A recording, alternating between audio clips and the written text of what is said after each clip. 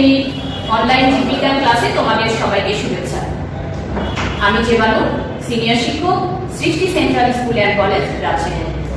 আশা করি তোমরা সবাই ভালো আছো। আলহামদুলিল্লাহ, আমিও ভালো আছি। আমাদের দেখো, আমরা 2 অধ্যায় পড়াচ্ছি। সেই 2 অধ্যায়ের গতদিন আমরা পেশি টিস্যু পড়েছি, নিশ্চয়ই তোমরা খুব ভালোভাবে সেটা শিখে ফেলেছো। আজকে আমি আরো একটা টিস্যু পড়াবো। সেই টিস্যু আমাদের নার্ভ টিস্যু বা সেটা স্নায়ু টিস্যু। এখন নার্ভ টিস্যু বা স্নায়ু টিস্যু কাকে বলে সেই সংজ্ঞাটা আমরা শিখি।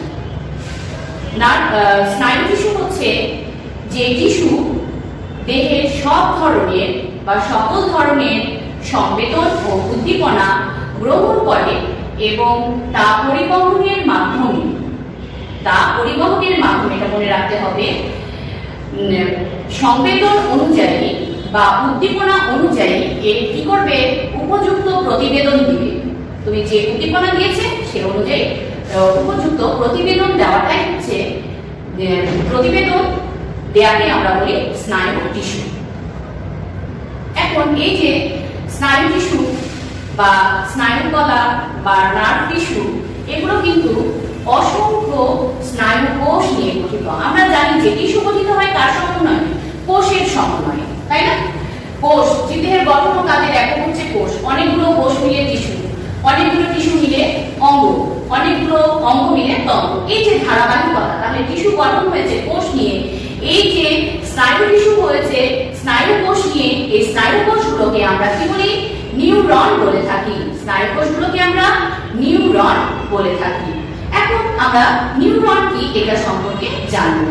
বোর্ডের মধ্যে দেখো নিউরনের একটা চিত্র। তার আগে আমরা বলছি যে নিউরনের সংজ্ঞাটা শিখে নিই। নিউরন হচ্ছে স্নায়ুতন্ত্রের গঠন ও কাজের একক, তাকে আমরা কি বলছি, নিউরন বলছি। এখন এই যে নিউরন, এই নিউরনটা কয়টা অংশে বিভক্ত সেটা আমরা দেখব। নিউরন প্রধানত 2টি অংশে বিভক্ত। কয়টা অংশে বিভক্ত? 2 অংশে বিভক্ত। এখন এই 2 অংশের নাম আমরা শিখি। প্রথমটি হচ্ছে কোষদেহ, 2 নাম্বার প্রথমটি কোষদেহ, 2 নাম্বার প্রলম্বিত অংশ। 1 নাম্বার কোষদেহ, 2 নাম্বার প্রলম্বিত অংশ। এখন কোষদেহ কি, কোষদেহের ভেতরে কি থাকে এটা নিয়ে আমি একটু বলি। কোষদেহ হচ্ছে নিউরনের একটা অংশ, প্রথম অংশ এটা, এবং এখানে প্রোটোপ্লাজম, সাইটোপ্লাজম এবং নিউক্লিয়াস সহকারে আমরা যে তারকাকার, ডিম্বাকার বা গোলাকার অংশটি দেখি সেটাই কোষদেহ। তাহলে কোষদেহ এক রকমের আকার না, ও তারকাকার হতে পারে, ডিম্বাকার হতে পারে, গোলাকার হতে পারে। আরো আমরা কি বললাম, কোষদেহের ভেতরে কি থাকবে, প্লাজমা, প্রোটোপ্লাজম থাকবে, সাইটোপ্লাজম থাকবে এবং নিউক্লিয়াস থাকবে। এগুলো মনে রাখতে হবে। এখন এই যে কোষদেহের সাইটোপ্লাজম আছে, কোষদেহের এই সাইটোপ্লাজমের ভেতরে দেখো, তোমরা কোষদেহটাকে খুব ভালোভাবে খেয়াল করো। কোষদেহের সাইটোপ্লাজমের মধ্যে কি আছে? কোষদেহের সাইটোপ্লাজমের ভেতরে আছে mitochondria, Golgi body, endoplasmic reticulum, lysosome, ribosome, চর্বি, গ্লাইকোজেন, আরো আছে রঞ্জক পদার্থ বিশিষ্ট কিছু নিউক্লিয়াস। তাহলে এই যে আমরা কোষদেহ দেখছি, কোষদেহ সম্পর্কে আমরা শিখলাম। এই যে সাইটোপ্লাজমের মধ্যে আমরা এত কিছু দেখলাম, তবে একটা জিনিস কিন্তু নিউরনের সাইটোপ্লাজমে থাকে না। এটা তোমাদেরকে মনে রাখতে হবে। নিউরনের সাইটোপ্লাজমের মধ্যে সক্রিয় সেন্ট্রিওল থাকে না, এবং এই যে সেন্ট্রিওল না থাকার কারণে নিউরন বিভাজিত হয় না। 2 মার্কের প্রশ্ন, খুব ইম্পর্টেন্ট। এটা তোমাদেরকে মনে রাখতে হবে। ক্ষয়ে আসে আমাদের, এটা অনুধাবনমূলক প্রশ্নের মধ্যে আসে যে নিউরন কেন বিভাজিত হয় না। তখন তোমরা উত্তর দিবে যে নিউরনের কোষদেহের সাইটোপ্লাজমের ভেতরে সক্রিয় কি থাকে না, সেন্ট্রিওল না থাকায় নিউরন কি হয় না, বিভাজিত হয় না। সবাই ক্লিয়ার? শিক্ষার্থী বন্ধুরা ক্লিয়ার হয়েছে তো? আচ্ছা, এরপরে দেখো আমরা চলে আসি কোষদেহের পরে আমাদের প্রলম্বিত অংশ। প্রলম্বিত অংশ আমরা কাকে বলছি? কোষদেহ থেকে শ্রেষ্ঠ। কোথা থেকে বলেছি? কোষদেহ থেকে। চিত্রের দিকে খেয়াল করো। এই যে কোষদেহ থেকে শ্রেষ্ঠ যে শাখাগুলো থাকে সেগুলোই হচ্ছে প্রলম্বিত অংশ। তাহলে কোষদেহ থেকে শ্রেষ্ঠ শাখাগুলোকে আমরা কি বলি? প্রলম্বিত অংশ বলি। প্রলম্বিত অংশ 2 ভাগে বিভক্ত। কয় ভাগে? 2 ভাগে। প্রথমটির নাম ডেনড্রন, দ্বিতীয়টির নাম অ্যাক্সন। এখন আমরা ডেনড্রন সম্পর্কে জানবো যে ডেনড্রনটা কি। ডেনড্রনটা হচ্ছে কোষদেহের চারিদিকে, কোষদেহের তাকিয়ে দেখো, কোষদেহের চারিদিকে যে ছোট ছোট শাখা বের হয়েছে সেগুলোকে আমরা কি বলছি? ডেনড্রন বলছি। তাহলে কোষদেহ থেকে যে শাখাগুলো বের হয়েছে সেগুলো হচ্ছে ডেনড্রন। আবার ডেনড্রন থেকে যে ছোট ছোট শাখা বের হয়েছে সেগুলোকে আমরা ডেনড্রাইট বলে থাকি। বলতে পারি যে ডেনড্রন কি? এক মার্কের প্রশ্ন, কেন হলো ডেনড্রন কি, তাই না? আসতেই পারে এটা। ডেনড্রাইট কি? ডেনড্রন বলবে কোষদেহ নিউরনের কোষদেহ থেকে যে শাখাগুলো বের হয় সেগুলো হচ্ছে ডেনড্রন, আর ডেনড্রনের শাখাগুলোকে আমরা বলছি ডেনড্রাইট। দেখো ডেনড্রন থেকে আরো ছোট ছোট শাখা বের হয়েছে সেগুলো কি? ডেনড্রাইট। এরপরে দেখো সেগুলোকে আমরা বলছি ডেনড্রাইট। এখন একটা নিউরনের মধ্যে ডেনড্রাইটের সংখ্যা 0 থেকে শতাধিক হতে পারে, এটা মনে রাখতে হবে, 0 থেকে শতাধিক। এরপরে এই ডেনড্রনটা কি কাজ করে নিউরনের ভেতরে? এই ডেনড্রন এক নিউরন থেকে উদ্দীপনা সে গ্রহণ করে।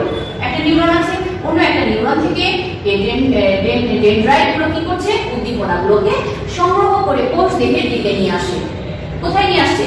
এই যে ডেনড্রনগুলো গ্রহণ করে কোথায় নিয়ে আসে? কোষ দেহের মধ্যে কি নিয়ে আসে? উদ্দীপনাগুলোকে নিয়ে আসে। তাহলে সবাই ক্লিয়ার হয়েছে শিক্ষার্থী বন্ধুরা? আমরা ডেনড্রন সম্পর্কে কিন্তু শিখে গেলাম। এরপরে চলে আসি আমরা অ্যাক্সন। এগুলো আমরা আলোচনা করছি প্রলম্বিত অংশের ভেতরে। অ্যাক্সন কাকে বলে? অ্যাক্সনটা কি? দেখো কোষ দেহ থেকে উৎপন্ন বেশ লম্বা তন্তুটিকে আমরা কি বলে থাকি? অ্যাক্সন বলে থাকি। কোষ দেহ থেকে উৎপন্ন বেশ লম্বা তন্তুটির নাম কি? অ্যাক্সন। মনে থাকবে?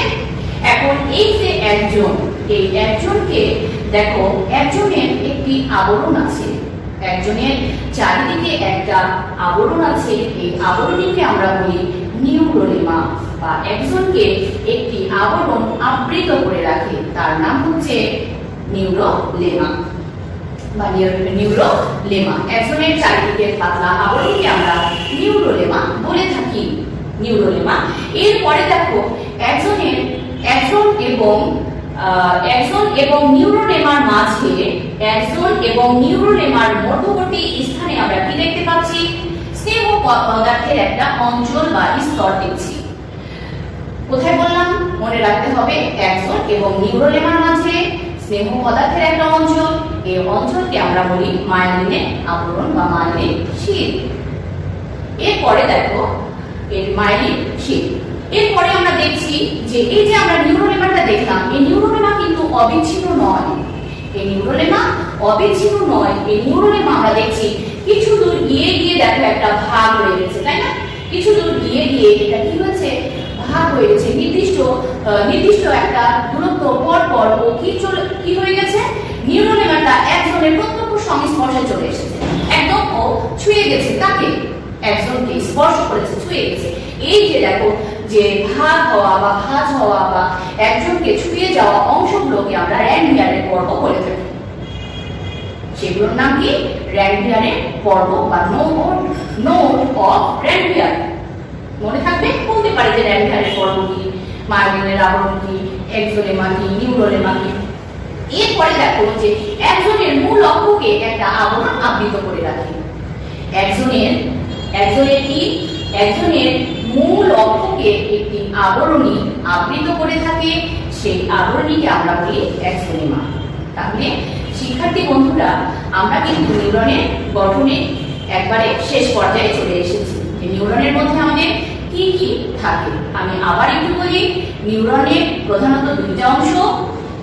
এক নাম্বার হচ্ছে আমরা বললাম কোষদেহ, 2 নাম্বার প্রলম্বিত অংশ। প্রলম্বিত অংশ আবার কয় ভাগে বিভক্ত? 2 ভাগে বিভক্ত। Dendron, 2 number Axon.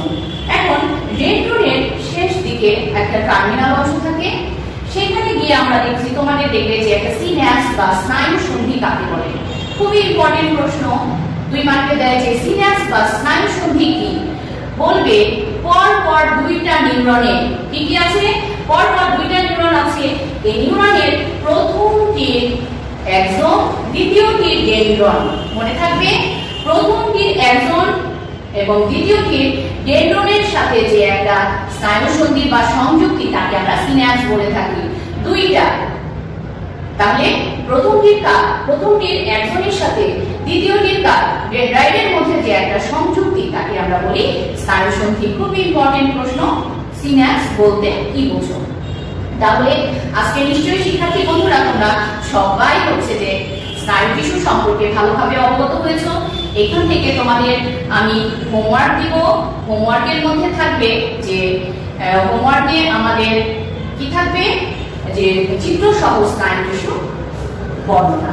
আর ছোট ছোট যে প্রশ্ন দিয়েছি, সিন্যাপস বলতে কি বোঝো, নিউরন কেন বিভাজিত হয় না, নিউরন কি, এই প্রশ্নগুলো কিন্তু আমরা এখান থেকে করে ফেলবো। তাহলে তোমাদের হোমওয়ার্কটা তোমরা সবাই সঠিকভাবে সেরে ফেলবে। তাহলে আজকে আমার এ পর্যন্তই আলোচনা ছিল। তোমাদের আগামী ক্লাসের আমন্ত্রণ জানিয়ে আমি এখানে বিদায় নিচ্ছি। আল্লাহ হাফেজ, সবাই ভালো থাকো, সুস্থ থাকো।